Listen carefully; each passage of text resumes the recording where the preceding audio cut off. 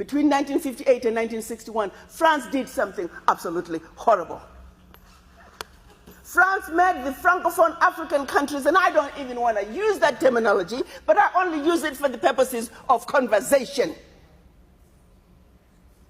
The 14 countries which were formally, but still colonized by the French, they were forced to sign a document that they called the Pact for the Continuation of Colonization. You heard me.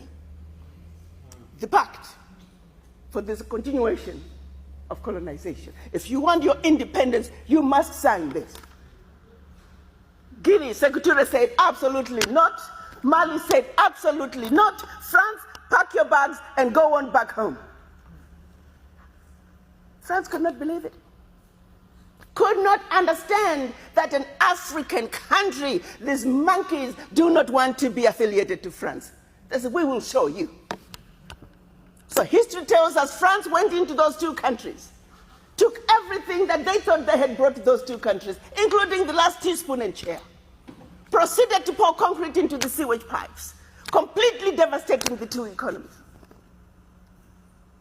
The then newly appointed president of Ghana, Kwame Nkrumah, in his efforts to rescue these two economies, created the first ever union of any African states, Ghana, Guinea, and Mali. But what that did was it made the other African countries realize that if they go against France, this was the fate that was waiting them. So what did they do? Wait the page. And they signed. What did the pact say? One. The pact said, you monkeys, you don't know how to manage your money. So you shall deposit 85% of your bank reserves with the French Central Bank under the control of the French Minister of Finance. And that France is going to take your deposits from the individual countries, pool them together, invest them in the French stock market under the French name.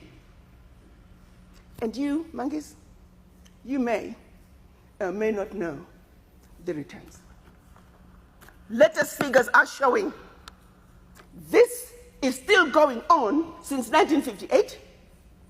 France today is collecting out of Africa over $500 billion before investing.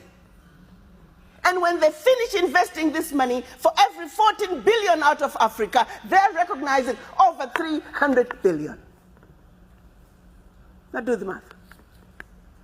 So when it's actually said and done, France is taking out of Africa trillions of dollars every year, and we, the poor Africans, are gladly giving it to France. And the same France has the audacity to look at us and call us poor people. 1958. They went further with the pact. You say, we will also print your own money. We will print your money for you. They instituted what they were calling the CFA, special currency for the African countries, and that only France can print that money for you.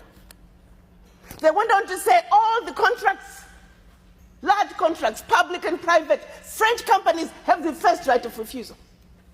All your minerals discovered, yet to be discovered, France has the first right of refusal.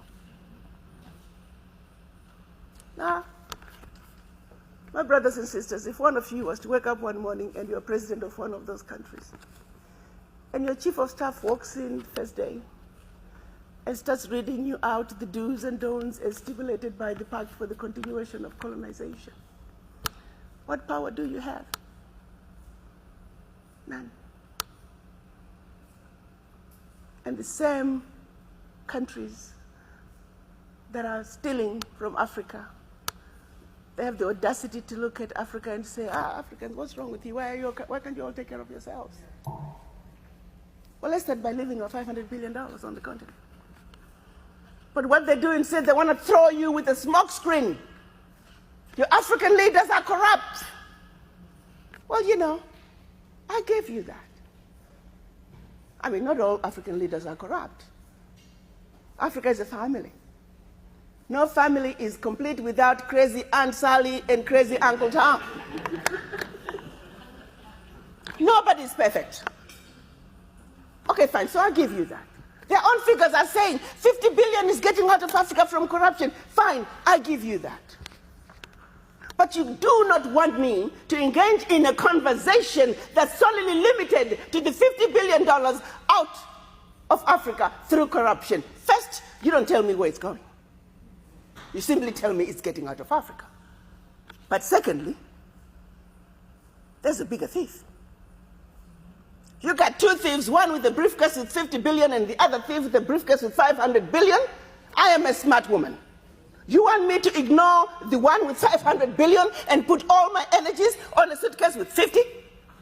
And by the time the one with 500 billion is done investing, we are talking trillions. Now, do you see how quickly the funds out of Africa from corruption become the larger chunk under the table? And they want you to stay under the table. So you never have to talk about what is on the table. We must wake up, Africans. We must think about our situations. How did we get here? Are we willing to let France